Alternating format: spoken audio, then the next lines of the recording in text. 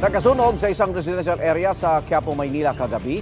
Ang mga detalye sa unang balita ni Bea Pinlac. Binulabog ng nagngangalit na apoy ang mga residente ng Barangay 392 Quiapo, Maynila pasado alas 10 kagabi.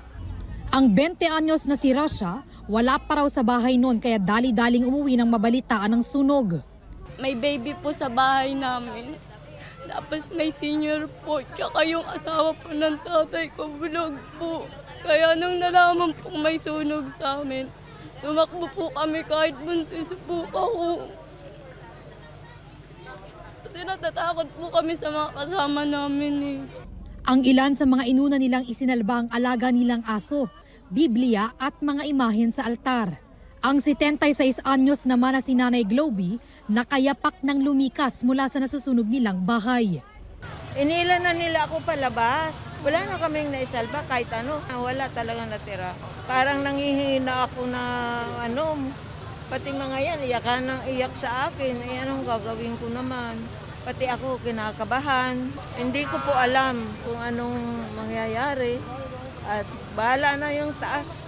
Itinaas ang sunog sa ikalawang alarma. Hindi bababa sa 20 fire truck ng BFP at mga fire volunteer ang rumisponde sa sunog na tumupok sa 2 bahay. Kung makikita nyo po yung involved ay light materials. Mostly light materials kaya tinas po natin para po kaagad ay maagapan natin ang pagkalat ng apoy. Ang isa sa mga nasunog na bahay, nagpapaupa sila ng mga border. Pero sabi nga nung may-ari, wala pa raw yung mga border ngayon. Kasi may mga trabaho ata. 2 pamilya o nasa 10 tao ang apektado. Inaalam pa ang sanhi ng sunog na tuluyang naapula mag-aalas 11 ng gabi.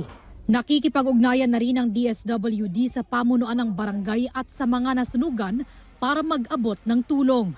Yung pagsisilungan nila, doon sa ginagawa naming barangay hall, baka pwede doon muna sila para kasi baka biglang umulan, at least may matutuluyan sila. Ito ang unang balita. Bea Pinlac para sa GMA Integrated News.